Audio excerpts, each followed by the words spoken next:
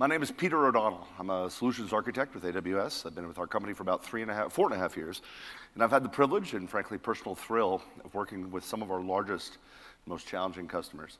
We're here today to talk about KMS and how KMS can be used to not just kind of manage your keys, because of course it's a key management service. Managing encryption keys and being secure is not enough. You have to be able to raise the bar on providing attestation. And that's really what we're going to get into today. So, we're going to do a quick encryption primer. Hopefully everybody's familiar with KMS broadly, but I want to make sure that you understand the dynamics of how KMS really operates, what it means to have envelope encryption. We're going to then talk about how KMS can be used to promote these critical outcomes, protecting your data, improving auditability, and providing overall operational assurance. I'll say a little bit more about what we mean by operational assurance as we get through this. So, as it turns out, encrypting is the simple part. We're going to start with a data key. Some of this is complex, and the language doesn't help. We're going to be talking about data keys and master keys. And this overall pattern is something called envelope encryption. So let's start with the data key. We generate this securely inside of a validated module in our HSM fleet. We're going to combine this data key with your data. And then we're going to get encrypted data. Super simple stuff. The hard part is, what do we do with this data key? Where do we keep it? How do we protect it? How do we authorize its use? And so the right pattern is that we are going to encrypt the key with yet another key. This is also known as wrapping. We're going to wrap that data key with the master key, and then we're going to hold the encrypted data key right next to your encrypted data. So we've got a key that protects your data. We have another key that protects the key that protects your data. So then the question is, well, what are we going to do with the master key?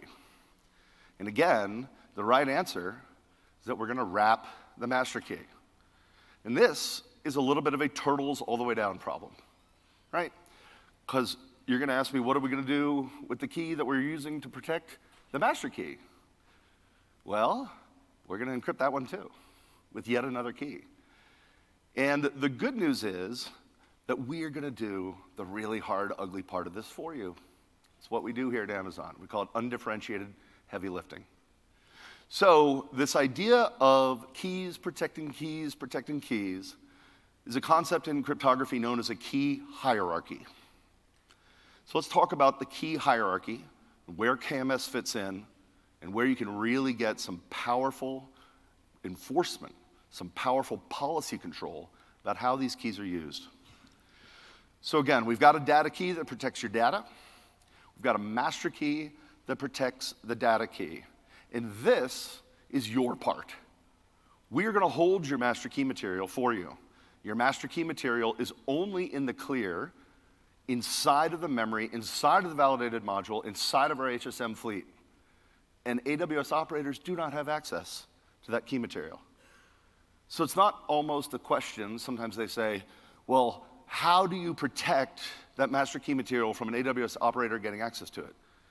And the way we design this system is that there's no such thing as how to secure our ability to access your keys, because we have no ability to access your keys. So it's very thoughtfully designed. KMS is a very serious service, built by very serious people for very serious customers. And it's this point here where we can protect the authorization of the use of the master key that's at the heart of what we're talking about today.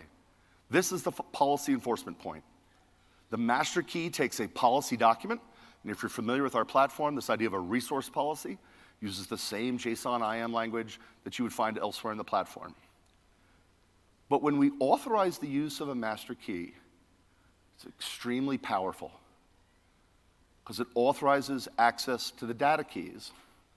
And access to the data keys gives you access to the data. So this idea of protecting it here, again, is the policy enforcement point. The master key is wrapped by other keys above that. This is something that we take care of. There's a domain key and a region key. This is really detailed in a really nice white paper. This part you don't have to really think hard about. if you're a cryptography nerd, if you're a chief risk person, there's, again, really good white paper. But the critical part is the access to use the master key. And that access to the master key gives us the rest of what we're going to talk about this morning. What else can you do with KMS besides managing the keys? And the answer is that KMS gives customers some really powerful tools here because there's policy control on the use of the master key. So let's talk about that. It's an additional mechanism for access control. That accessing the encrypted data is not enough. You must also be able to decrypt the data.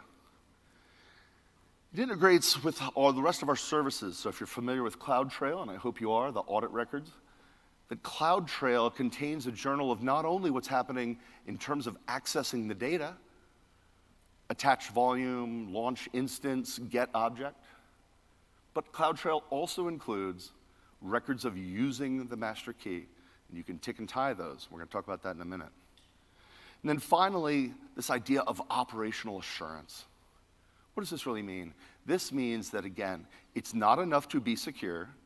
You have to be able to demonstrate it to somebody, whether that's internal audit, your boss, a third party, maybe your customers want to come ask you hard questions about it. And those questions are not the kind of thing that you should consider as, well, give me a day and I'll come back to you. Because those questions are important. And those questions are things like, how do you know this is set up right? Are you sure all of our data is protected? How do we know that everything in here is properly encrypted? Those are important questions, and you should have snappy answers for them. The good news is, we're going to show you how you can provide those answers to those questions, this idea of operational assurance. So let's start with protecting your data. KMS promotes protecting your data. Of course, it's encrypted. And really, it's also, again, about access control. The customers we see are most sophisticated customers using separate master keys to partition access inside of even individual environments. So it may be that all of your operators can use EBS. That's an Elastic Block Store. It's our virtual disk service that pairs with the virtual compute. So attach volume, detach volume, create snapshot, terrific. But you've probably got some disks in your environment that are holding super sensitive data. You can use a separate master key for them. And by using a separate master key, you can have explicit assurance that even if you have EC2 star, you should not be writing policies with star in them, but even if you have attach volume, create snapshot, copy snapshot, their snapshots can take ACLs, they can be shared, even if you have all those permissions, it's not enough. You must also be authorized to use the master key. And for your most sensitive data volumes, you can create a separate CMK, customer master key, and manage the access in a more discrete, deliberate, and intentional fashion. This policy that, again, goes with the CMKs defines this access. Again, it uses the same policy language that you're accustomed to. And even if you have access to the services, RDS, create snapshot, again, copy snapshot, all these things, even if you have access to the services, you must have the ability to be authorized to use the master key. This is a really powerful way of also separating roles and responsibilities, separation of duties. On the key, you may have a security officer persona who's responsible for setting up the access to the key. That's great. Call that management actions. Those actions can be defined completely separately from the cryptographic operations. Encrypt, decrypt, generate data key, re-encrypt, things like that. So you can be very deliberate that just because your security officers are managing the keys, she can't use the key. And the developers who might need the key, the software components that might need to use the key, are of course not permissioned to manage that key, to give away access. And again, this idea of intentionality. You want to be very deliberate. If you're operating at scale in large environments, you might have thousands of EBS volumes, tens of thousands of EBS volumes, billions of S3 objects. But you can be very deliberate about protecting those objects, about protecting those volumes, about protecting AWS resources with discrete individual CMKs that have discrete access defined directly on the key. Because AWS is an additional, or KMS is an additional plane of access control, it means that when you access these resources, it requires this additional authorization to use the key. So again, even if you have something like S3 star, which you shouldn't have, you must also have the ability to use the key. So in your billion object bucket, if you know that a certain prefix / tax documents needs to be encrypted, you can use a separate master key for just those objects. And folks in the account who might otherwise have access to that bucket, part of their identity policy, maybe the policy directly on the bucket, giving them that access, it's simply not enough to have the access to S3, that they must also be authorized to use the master key. Again, this idea of really sensitive data. It may be appropriate for your operators to manage the EBS volumes for all the operating system, maybe for the installations of the application, but the log disk, the disk that actually contains the database files, the disks that contain PII, PHI, PCI data, whatever, you can be more discreet and authorize those volumes separately to give you not only additional access control, but additional audit visibility. Something like RDS. RDS is going to contain a lot of sensitive data, right? It's our relational database service. The keys necessary to launch the instance are probably something that the operators need to be able to use, but the keys that back the secrets to log into the database can be a completely separate key. They probably should be a completely separate key. Again, intentionality, partitioning access, separation of duties. Really simple stuff, because you can just create, oh, that's exciting. So you could just create a new master keys. They cost $1 a month. I'm just gonna ignore that for now. Let me know if it gets worse. Let's talk about audit outcomes. So again, this idea of KMS is journaling its activity into CloudTrail, and so are the rest of our services. And so when we think about your audit outcomes, I always like to tell customers we all want the same things. So when you think about what an auditor wants, it's really what a security engineer wants. And what is that? So we can use something called encryption context to provide visibility and detail into the use of the master keys and that journaling of the use of the key that's in CloudTrail. If you're a cryptography nerd, encryption context is our implementation of something called AAD, additional authenticated data. It's a little bit like a tamper-evident seal. It's not a secret. It's part of improving the integrity of the ciphered data. When we write our services to integrate with KMS, this idea of encryption context, we use it to reference why the key was being used. So when you create a volume with KMS, the encryption context is the volume ID. When you create a backend object in S3, the encryption context is the key space in S3. So when we see actions in KMS as CloudTrail for decrypt, we're also seeing this encryption context. And you can use that to tick and tie what you see from, say, RDS's journaling of create snapshot to KMS's journaling of using the key to protect that snapshot.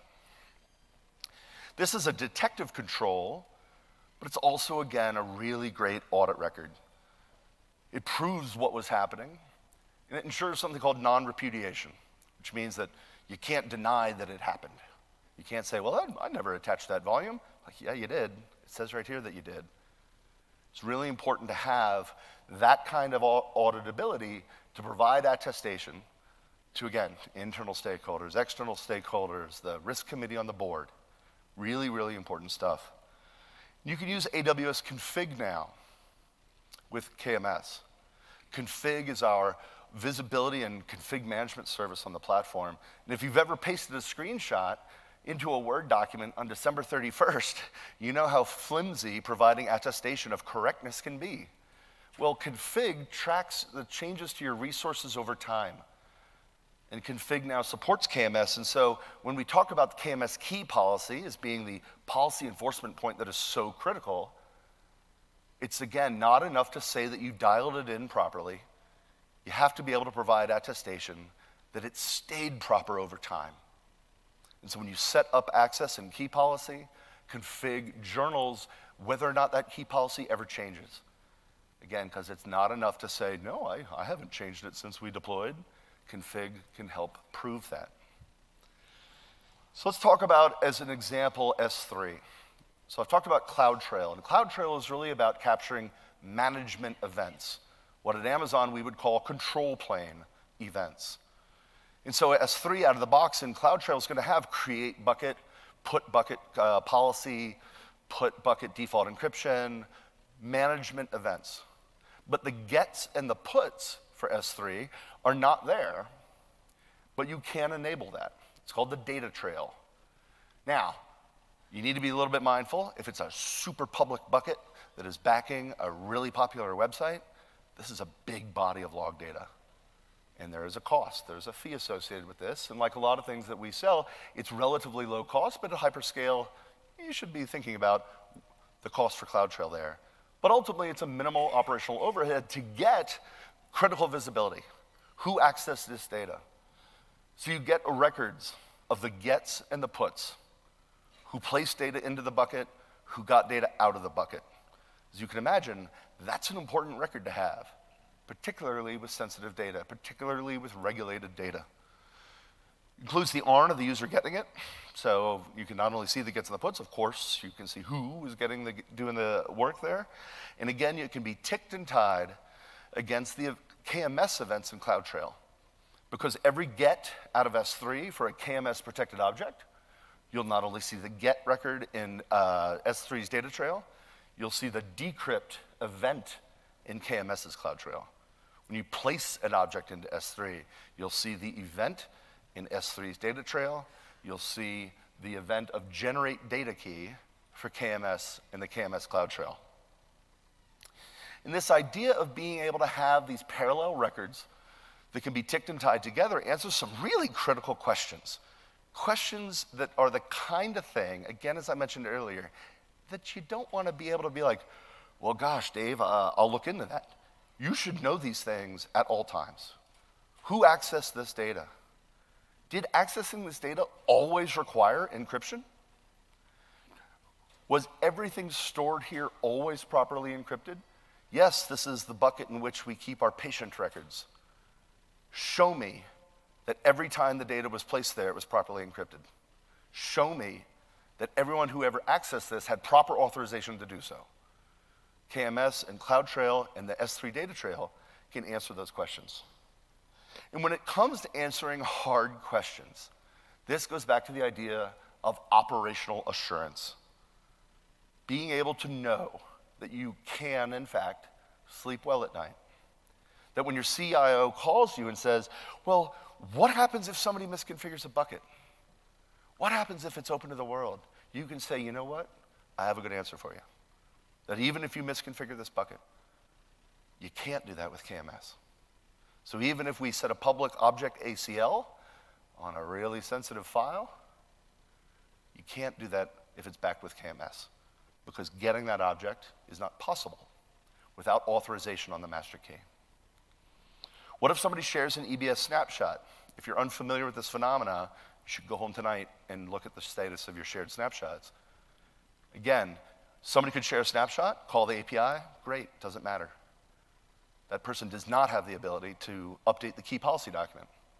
So your data is never actually usable, because somebody, even who has access to a shared EBS snapshot, will not have access to use the master key. How could I prove who has access? Over time, lots of folks have had identity policies. Many different people have been able to federate to a bunch of different roles. Who could have accessed this data that was placed here? Well, no matter what, they had to have been authorized to use the master key. You can answer this hard question. And conversely, how can I prove who did not have access?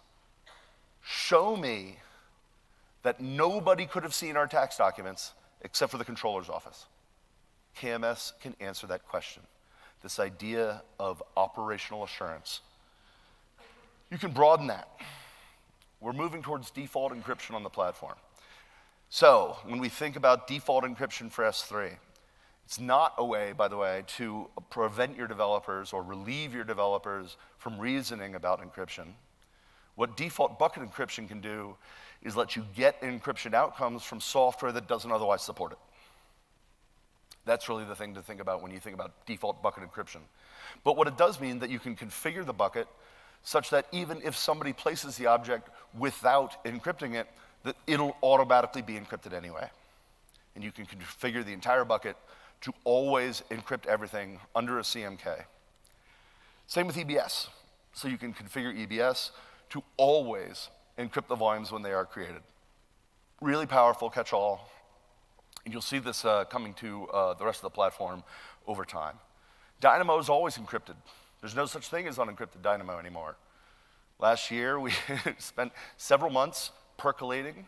We encrypted the entire data plane of Dynamo, which is as large as it sounds. So again, this idea of default encryption can help promote these same outcomes that I've been speaking about. This idea of data protection, this idea of auditability, this idea of operational assurance. KMS also, of course, integrates with our certificate manager. So customers, when they come to the platform, they want to use a load balancer. Maybe they already have really nice, fancy, say, extended validation certificates. It's a big deal to give us the key material, the private key mat, of those certificates. How do you know that we're doing the right thing? Well, as it turns out, the integration between ACM and ELB and KMS, that's the certificate manager, the load balancer, and the key management service, provides really discrete visibility and auditability in the exact same way. So yes, you are giving your private key mat to us, but there's a really good story about how we're protecting it, and you can show that to other stakeholders. So from here, I'm really excited to introduce my colleague, Raj Kaparapu, one of the product managers for KMS, to tell you about what's coming to KMS that's new to KMS and extended capabilities to help promote these same outcomes.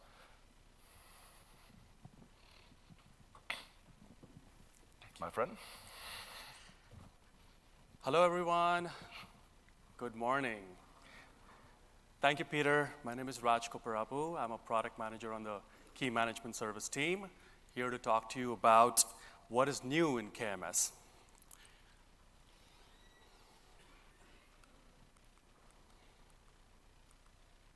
All right, for the next 20 minutes, here's what we're going to do.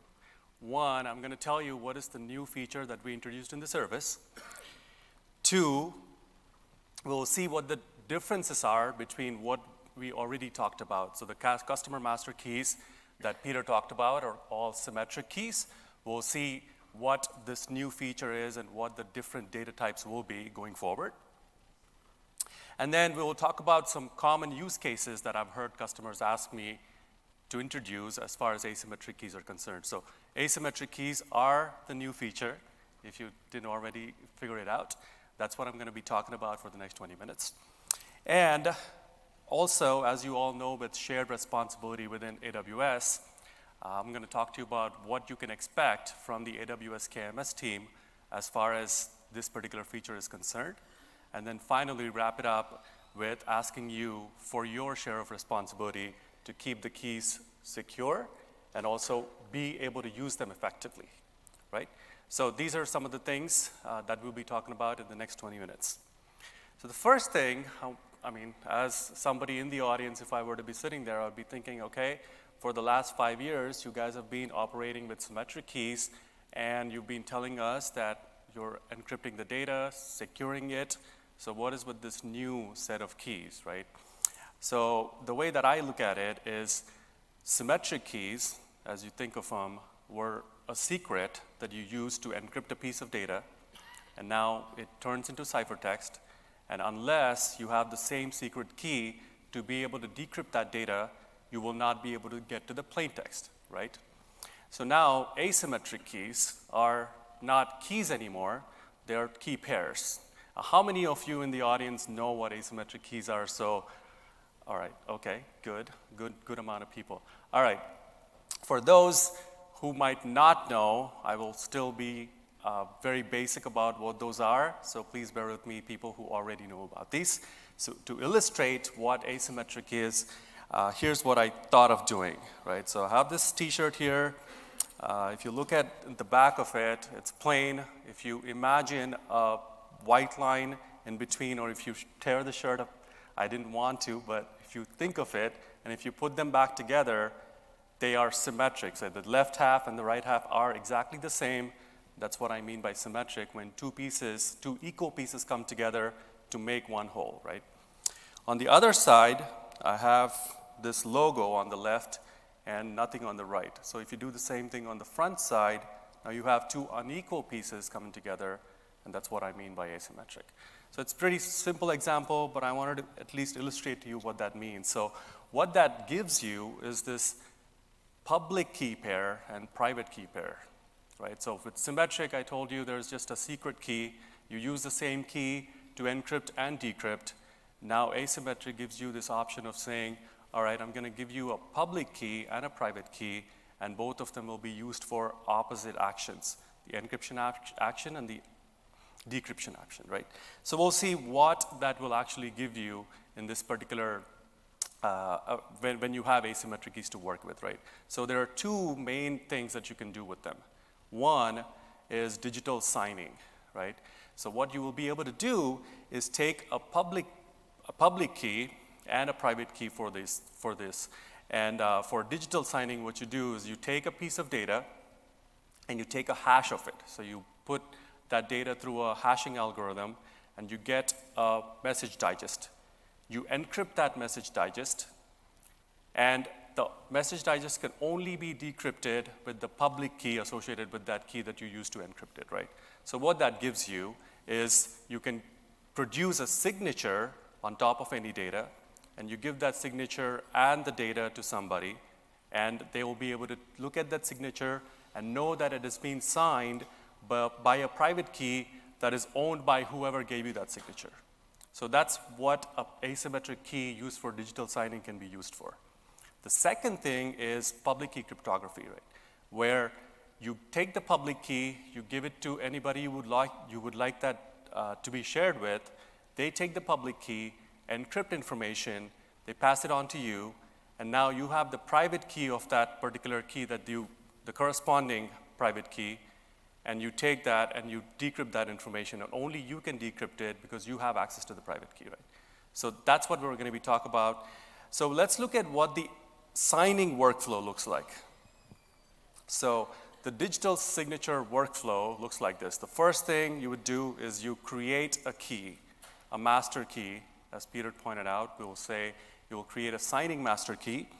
And then what you do is you generate a signature. So you take that key and you have some data that you would like to get signed.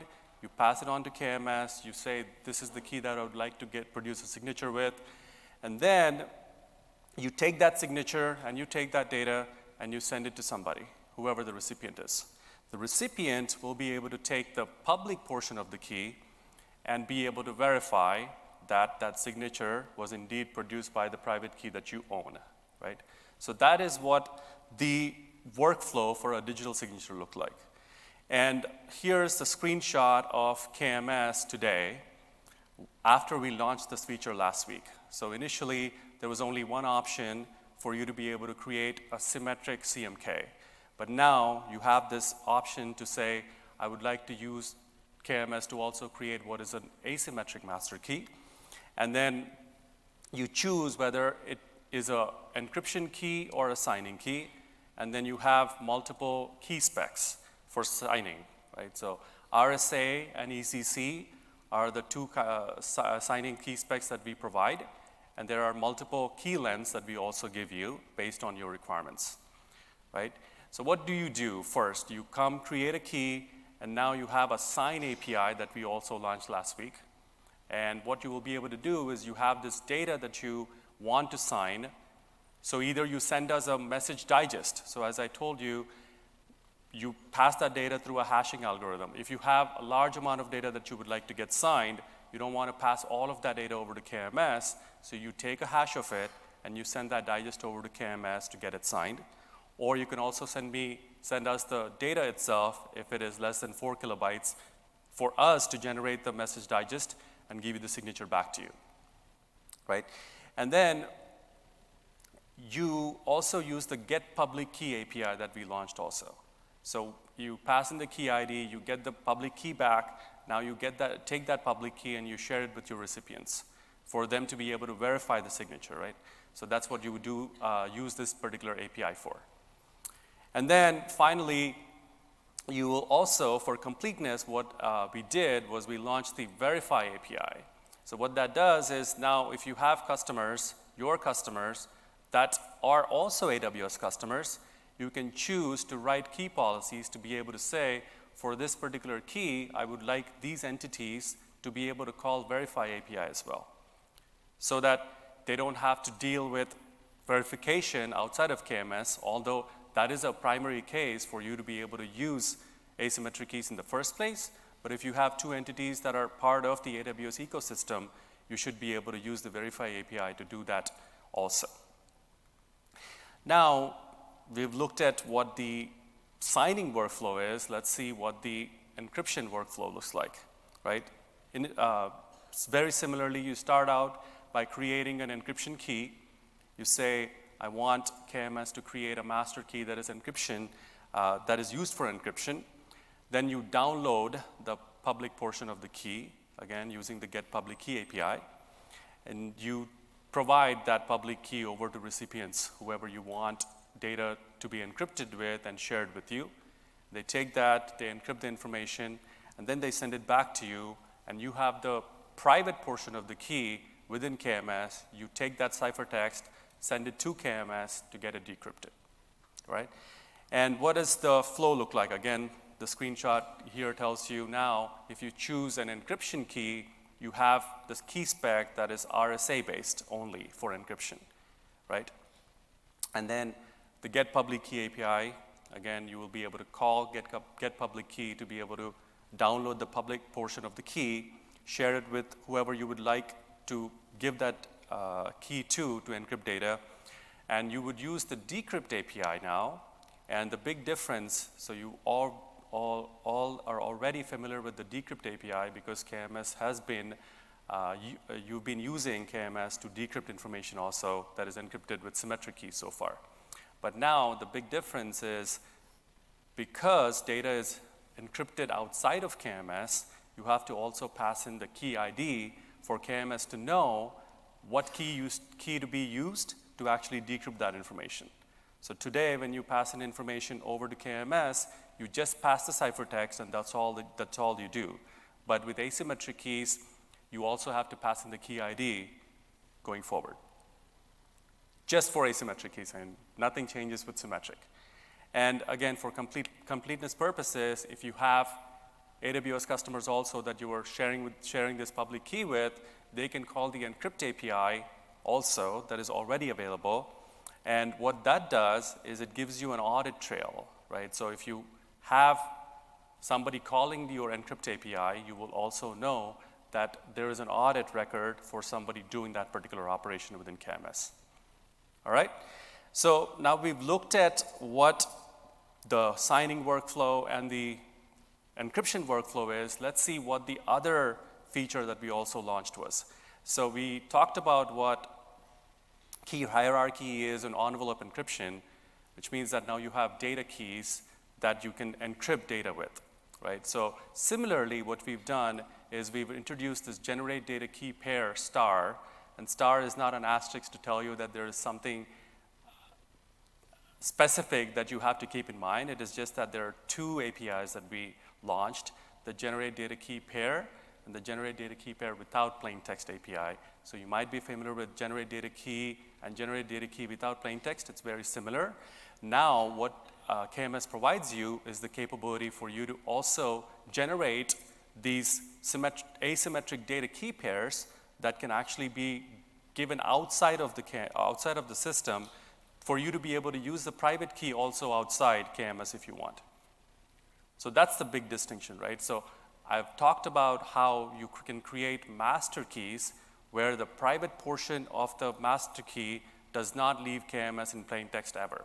So all of the operations happen within HSMs, but in this particular case, we will give you both the public and private key pairs outside for you to be able to do any operations outside of KMS as well.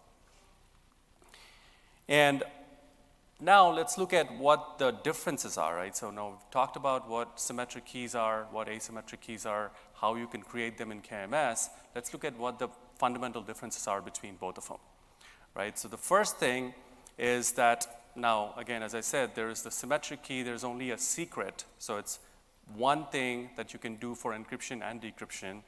The other thing that you can do with asymmetric keys is now you have public and private key pairs, and that's what we've been talking about so far. Operations inside and outside of KMS. So far, you've been using KMS to encrypt information, encrypt data, and store it within AWS services or outside in your applications, right? So every time you had to do an encrypt operation or a decrypt operation, you had to call KMS. But here now, with asymmetric keys, what you will be able to do is do encryption and verification outside of KMS if you choose to. That's the big difference that I want to point out, right? And then interoperability. One of the biggest things why we even started to launch asymmetric key functionality within KMS is to give you this option to do interoperability with other systems, right? So as I mentioned, as long as you have to rely on KMS for both encryption and decryption, there's no interoperability that you have to think about. But now if you have other external systems that you have to integrate with or work with, you need a way for you to be able to share this key pairs with them, and that is where the big difference comes in. And then another thing to keep in mind is the biggest also value add for KMS is that you have integration with several AWS services, right? So that native integration doesn't exist with asymmetric key pairs or asymmetric keys today.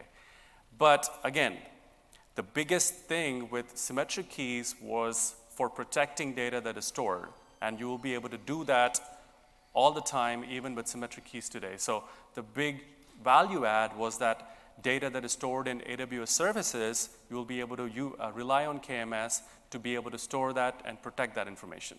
That you will still be able to do so, but asymmetric keys are a little bit different, and we will look at what those use cases are and why native integration with AWS services was not a big criteria for us to make this launch, right? So let's look at some use cases for why we even launched it in the first place, right? So we talked about how use cases. The first thing is I told you asymmetric keys can be used for public key cryptography. What that means is customers want to be able to create or generate a data key outside, or you can use the generate key, data key API of KMS. You get a data key out, and you use that to encrypt a bunch of data outside. And now you take a public portion of the master key, the asymmetric key that you created, and you encrypt that data key, right? So you have a bunch of data that is encrypted using a symmetric data key, and now you have encrypted that data key again, this concept of envelope encryption, but now you've taken the public key of the master key that you created in KMS, and you encrypted the data key. And you got rid of the plain text data key there, and now unless you have the capability of being able to take this encrypted data key, call KMS, and be able to decrypt that, all of that data is secure and stored and encrypted, even in an offline system, right? So that's the big use case for you to think about why you would want to consider using asymmetric keys for encryption purposes. The other use case is, again, as I mentioned, for integrity purposes. The fact that you want to be able to sign a piece of data and send it to somebody. So I've seen situations of customers telling me that in a microservices architecture, for instance, if you have service-to-service communication, they want to be able to use JSON Web Tokens to be able to have that integration happen within those services and to be able to verify that a token has been signed by a microservice that is used for authentication and authorization. That is a use case where asymmetric keys can come into play. And also in case of SAML, where you have SAML tokens that you would like to sign, that's another use case for using asymmetric keys as well, right? So now we've looked at the use cases, we've understood what the symmetric keys are, asymmetric keys are, what the differences are. Let's also look at what KMS's responsibility is, right? So in this whole feature launch, we also had to look at what we as AWS KMS will have to do to protect these keys that we create for you. So the thing is, we will still generate these keys inside HSMs that we've already been using for the last 5 years, right? So all of the generation of the asymmetric master keys and the data key pairs will still happen inside of AWS KMS's HSMs. The thing, again, as with symmetric keys, nobody, including AWS service operators or employees, will be able to use any of these keys or see any of these keys in plain text ever. All access and operations are recorded. And we've talked about how AWS CloudTrail is a source of your record for telling you when a particular key was used by who and when. And that is still going to be applicable for asymmetric keys as well. And then availability and durability. Again, we have SLA that we publish for AWS KMS. And as long as we don't maintain 99.9% or higher availability, there is a guarantee that we give you, and that agreement, you can find it online. And durability, we have 11 nines of durability for the keys that we also protect within KMS. So that still applies to asymmetric keys as well. And then Asymmetric and AWS KMS will continue to scale to your needs, right? So one of the big things that you rely on AWS KMS is to be able to give you access to hundreds and millions and billions of keys to be able to protect all of your information in S3 or other integrated services. Similarly, depending on your needs, depending on how your applications would like to use these asymmetric keys, we will scale the service to be able to meet your needs. So those are all our responsibilities. So now I've given you a bunch of AWS KMS responsibilities. We'll also talk about what your part of the responsibility is as well, right? And I'll tell you, your responsibilities are fewer than what ours are, right? The first thing is, because now you have this distinction between encryption keys and signing keys, you have to keep in mind that a key can only be used for either encryption or signing. So once you've created a key, you've designated it for signing or encryption, so it's on you to be able to share the right public key over to your constituents, whoever your other third parties are that you're talking to be able to encrypt information properly with the right key. Because if you encrypt data using a signing key, then you will not be able to decrypt it, and that's not something that you want to be in a state with. Second thing is, again, as I mentioned, there's no integration, native integration yet with any of the AWS services that we have. So it's on you, again, to not pass in a key ID that is asymmetric keys when you have integrated services, when you have a service that accepts a key ID in the first place. It's not that something terrible is going to happen. It's just that you're going to get an error back that I don't want you to get. So before you ever encounter an error, you want to make sure that you have not passed in a key ID that is an asymmetric key to an AWS integrated service. Then with asymmetric keys, the big thing is there is certificates involved. So if I give you a public key, you have to know that it actually belongs to me, because there could be somebody else that might give you another public key that doesn't belong to me, and if you encrypt information with that public key, then all of that data is accessible to them. So here is where certificates are involved, where you have to be able to give them a public key, and you say this public key has been certified by a certificate authority to tell you that this actually belongs to me. That's something that we want for you to be able to do yourself. It's not KMS that will do it for you. It's a primitive that we give you, but the certificate for the public keys is something that you have to get it outside of KMS.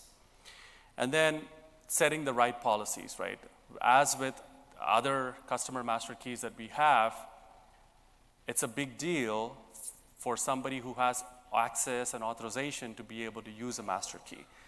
So setting the right key policies is something that you have to also take very seriously, because whoever has access to those keys will be able to encrypt data, decrypt data, and also be able to sign data also now going forward, which people will now associate the fact that something is signed with a private key, that you have access to that private key. And that's a very powerful tool, that you have to restrict access to only certain identities that you want access to that. And so finally, I would like to give you a few things before we leave this session or end the session. One is today, after we launch this service, this particular feature, it's only available in 5 of the regions that I mentioned on the slide, and more regions to come. It's just that we've chosen to go with these first 5 to launch the feature. And then different limits for asymmetric. So when KMS started out, we had 100 transactions per second as a limit 5 years ago. Guess what? We have customers calling KMS at 250,000 transactions per second today. So that's how we were able to scale the service, starting from 100 to 250,000 today. And similarly, for asymmetric keys, we are starting out low, but we would like to hear from you guys for how you want to use this service for asymmetric needs, and we will certainly scale the system to be able to meet your needs as we go along. And then the thing to also keep in mind is generate data key pairs. As I mentioned, you can use KMS to be able to generate these asymmetric key pairs to be able to use outside the system. And the only way to protect these data key pairs is using symmetric keys. So I don't want you to use an asymmetric master key to protect asymmetric key pairs. So that's something that you have to keep in mind, because again, for data protection of data at rest, symmetric keys are the logical choice, and this is what we've determined, that symmetric master keys are the right type of keys to be able to protect key pairs as well. And then pricing is also different for asymmetric versus symmetric keys. And we have a free tier for KMS, but asymmetric key pairs will not be part of that free tier. And that's something to keep in mind as well.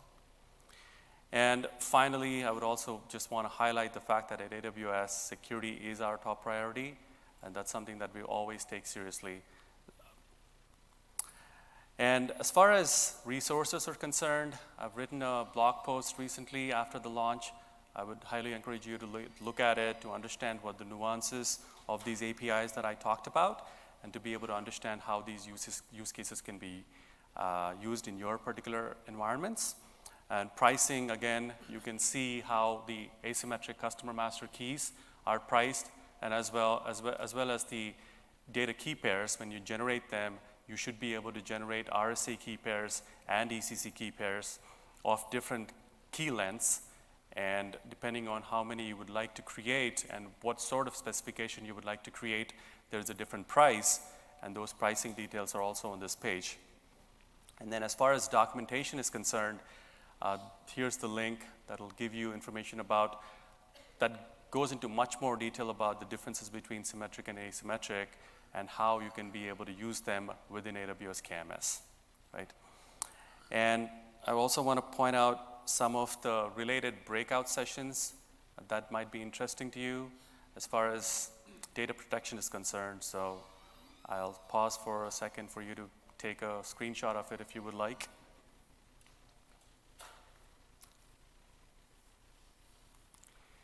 And then learning security is also important, and as I'm assuming that people in this audience are interested in learning more about what you can do with AWS in general and security overall. We have a bunch of different trainings and certifications that are available. Here's information about where you can get those free courses for you to learn more, and there's lots of documentation about different AWS security services that we offer as well. And finally, thank you very much. I appreciate you coming to this session on an early morning, and I had a good time telling you about what we have to offer, and I'm very excited for you to be able to do something with these asymmetric keys that we just launched. I also want to point out that so far, you've been able to use KMS with 55 plus integrated services to be able to protect your data. And as Peter also pointed out, You have the security assurances, you have performance, you have availability, and the low-cost benefits of KMS for symmetric keys, and going forward for asymmetric as well. We have these primitives that we're giving you, and we look at KMS as a very foundational service, and I'm very excited for you to do things, great things with asymmetric keys as well. And I'm very open to any feedback that you have for the service, and love to talk to you about what more you would like to see in the service as far as a roadmap is concerned. Thank you very much, guys.